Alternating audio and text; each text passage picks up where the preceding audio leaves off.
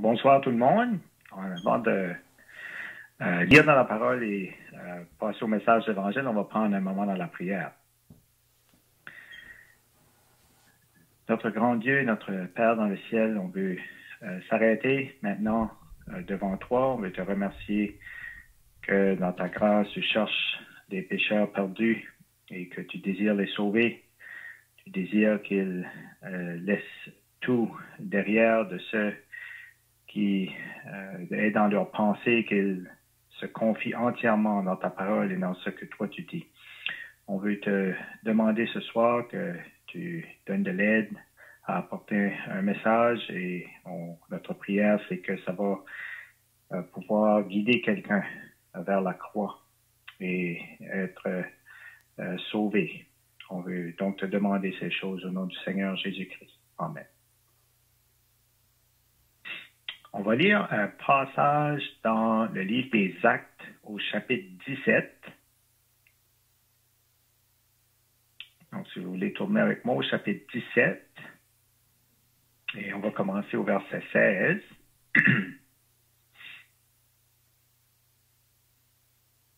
Donc, le livre des Actes, chapitre 17, et on va commencer au verset 16.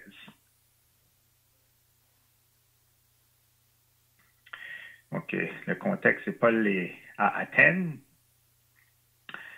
et il sentait au-dedans de lui son esprit s'irriter à la vue de cette ville pleine d'idoles. Il s'entretenait donc dans la synagogue avec les Juifs et les hommes craignant Dieu et sur la place publique chaque jour avec ceux qu'il rencontrait.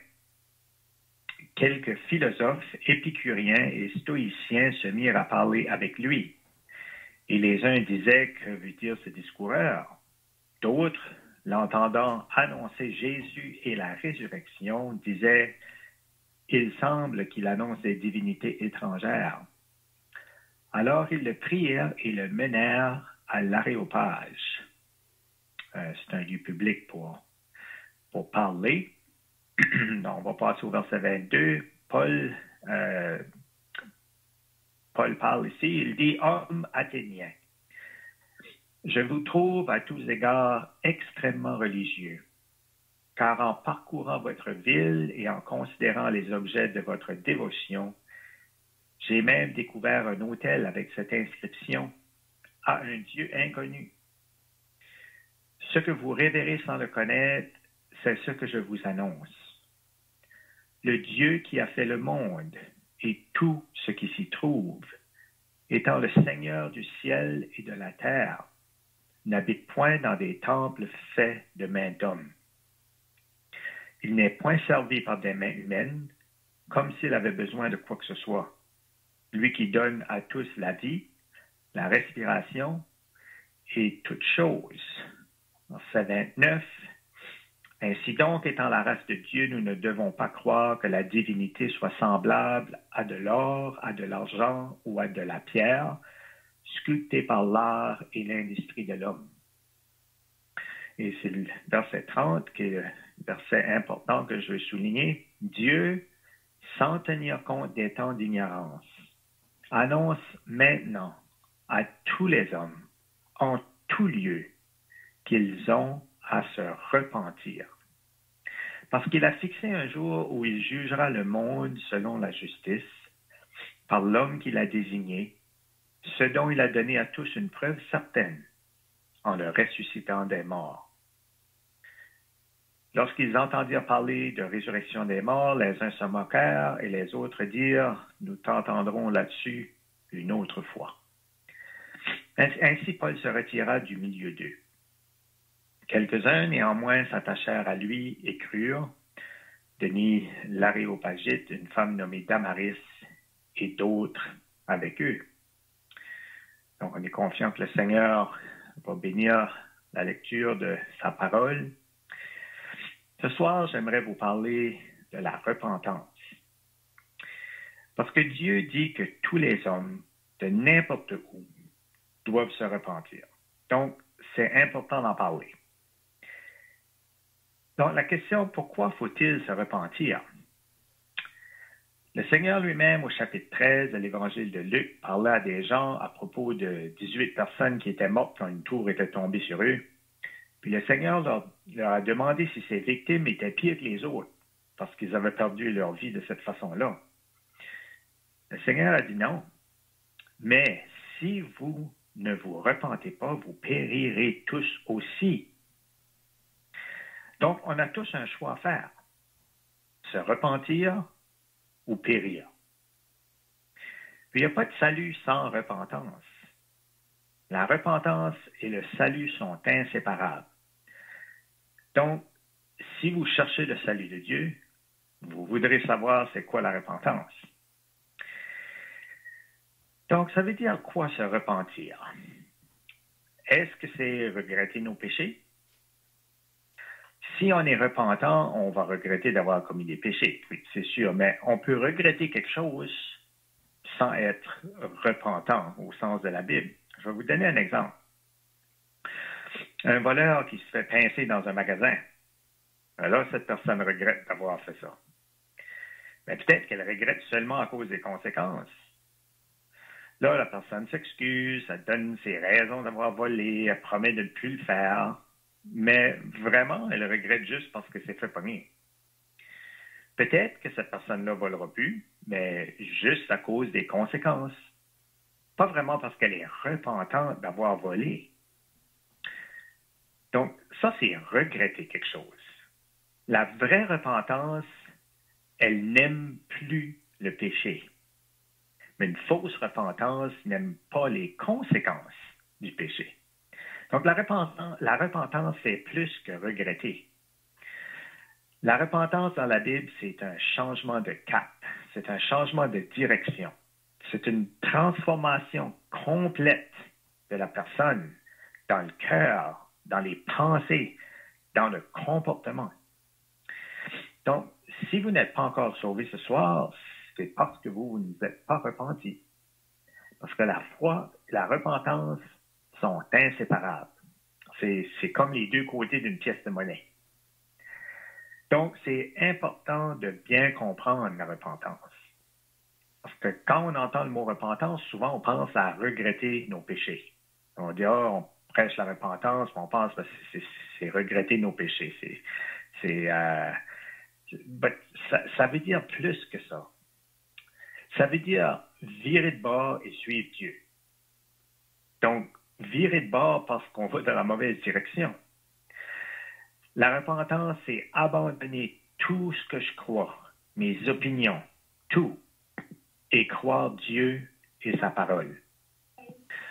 Donc, la repentance, c'est tourner le dos à ce que je pense qui devrait ou ne devrait pas être du péché et accepter comme péché ce que Dieu qualifie de péché. La repentance, c'est tourner le dos à mon opinion à propos de l'enfer et accepter que Dieu dit que ça existe.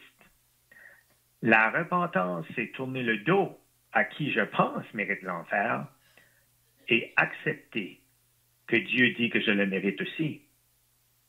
La repentance, c'est tourner le dos à mon idée de faire quelque chose pour être sauvé et accepter que Dieu sauve par sa grâce sans que je le mérite. La repentance, c'est tourner le dos à mon opinion que Dieu est trop amour pour envoyer un pécheur en enfer et accepter que Dieu a dit qu'il était trop juste pour ne pas punir le péché. La repentance, c'est tourner le dos à mes idées, mes opinions, comment être sauvé, et accepter que Dieu a décidé que c'était par la mort de son Fils, le Seigneur Jésus-Christ, à la croix de Golgotha. Si vous croyez en autre chose que ce que Dieu dit, vous devez vous repentir. C'est-à-dire, vous devez changer d'idée. Vous devez virer de bord et placer votre foi dans ce que Dieu dit. Placez votre foi dans le salut de Dieu. Donc, votre foi doit être en Christ seulement. Voyez-vous comment la repentance et le salut sont inséparables? Si vous regardez à autre chose que la croix du Seigneur Jésus-Christ, vous devez virer de bord et regarder en direction de la croix. C'est comme les Athéniens qu'on a lus dans le livre des Actes au début. Ils étaient extrêmement religieux, dévoués, ils avaient un autel. Ils croyaient que la divinité était semblable à de l'or, de l'argent, de la pierre. Paul a parlé de repentance. Il fallait qu'ils abandonnent ces pensées-là. Il fallait qu'ils virent de bord. Paul a parlé de jugement, de Jésus et de la résurrection. Mais il y en a qui ont continué sur leur chemin. Ils se sont moqués. Mais il y en a d'autres qui ont cru. Ils ont viré de bord, ils ont arrêté de croire ce que les autres pensaient, ils ont accepté, ils ont cru ce que Dieu disait. Donc la repentance et le salut sont inséparables. Les deux arrivent en même temps. On ne peut pas se repentir aujourd'hui puis juste être sauvé la semaine prochaine. La vraie repentance, c'est virer de bord sur tout ce qu'on croit et accepter tout ce que Dieu dit. C'est pourquoi la Bible parle d'une nouvelle naissance. C'est vraiment une transformation de comment on pense, comment on agit. C'est un changement dans notre attitude, dans nos valeurs. Quand on fait confiance au Seigneur Jésus-Christ et son sacrifice sur la croix pour sauver notre âme, notre vie est transformée. On est une nouvelle création. La repentance, c'est plus qu'avouer qu'on est dans l'erreur. C'est vraiment changer de cap et de ne plus continuer dans l'erreur. C'est pourquoi la Bible parle de fruits dignes de la repentance. Parce qu'une vraie repentance, on peut voir que la personne a vraiment changé de direction, puis que cette personne-là est un disciple du Seigneur Jésus-Christ. Dieu exige la repentance. Il n'y a pas de négociation. Vous ne pouvez pas négocier avec Dieu pour avoir un peu de ce que vous pensez, puis là, un peu de ce que Dieu dit. C'est vraiment un virage complet, 180 degrés. C'est vous qui devez virer de bord et croire dans tout ce que Dieu dit. Donc, c'est notre choix d'obéir à Dieu et de se repentir.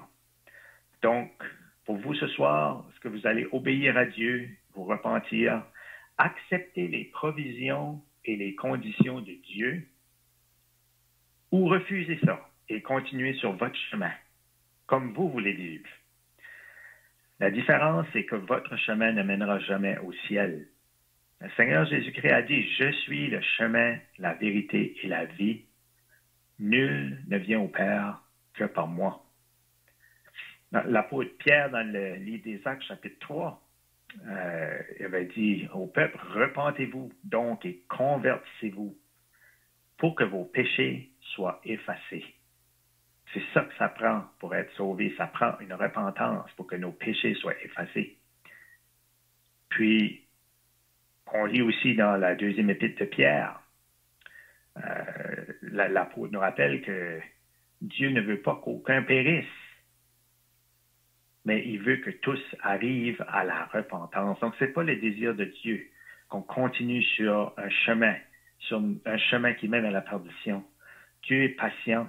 Il veut que tout le monde puisse se repentir, c'est-à-dire virer de bord complètement, abandonner tout ce qui est de nous et se virer vers la croix et accepter que le Seigneur Jésus-Christ, à la croix, Dieu a envoyé son Fils souffrir à la croix. Il l'a puni, là, il l'a frappé de toute sa sainte colère contre le péché, les péchés que moi j'avais fait, que toi tu avais fait. C'est ça que le Seigneur a jugé déjà. Le Seigneur devait juger. Dieu devait juger parce qu'il était un Dieu juste. Mais il était un Dieu d'amour. Il a jugé ce qui devait tomber sur nous. Il a mis toute cette colère-là sur son Fils à la croix, afin que nous autres, on puisse être épargnés. Mais on n'est pas né sur le bon chemin. On va dans la mauvaise direction. Il faut se repentir. Il faut abandonner le chemin que nous, on pense qu'est le bon chemin. Il faut se repentir. Il faut virer de bord complètement et se tourner nul autre endroit que la croix du Seigneur Jésus-Christ. C'est là qu'on trouve le salut de Dieu. Accepter tout ce que Dieu dit de son salut, comment lui il sauve. Il faut abandonner tout ce que nous autres, on pense et on croit de nous-mêmes. Donc, c'est la repentance ou c'est la perdition. Ça, c'est un choix qu'on doit faire. Et ce soir, on prie que vous allez vous tourner, vous allez vous repentir, à vous tourner, virer de bord complètement vers le Seigneur Jésus pour être sauvés. Que le Seigneur va bénir sa parole et peut-être vous aider un peu avec ce petit message.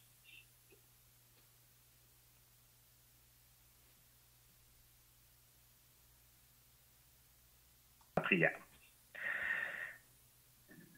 Notre Dieu, nous voulons nous arrêter maintenant et nous voulons te demander que ceux qui ont écouté ce soir pourraient réaliser qu'ils sont sur un mauvais chemin, si c'est le chemin de leur propre pensée, de leurs propres idées à propos de Dieu, à propos du salut, et que tu pourrais les convaincre de se tourner vers la croix et juste accepter ce que Dieu dit. Juste oublier, se tourner de bord, oublier tout ce que l'homme peut penser à et croire et raisonner et juste accepter ce que Dieu dit. Donc, c'est notre prière ce soir que tu vas parler à quelqu'un pour les amener à cette repentance qui sauve. On te le demande au nom du Seigneur Jésus-Christ. Amen.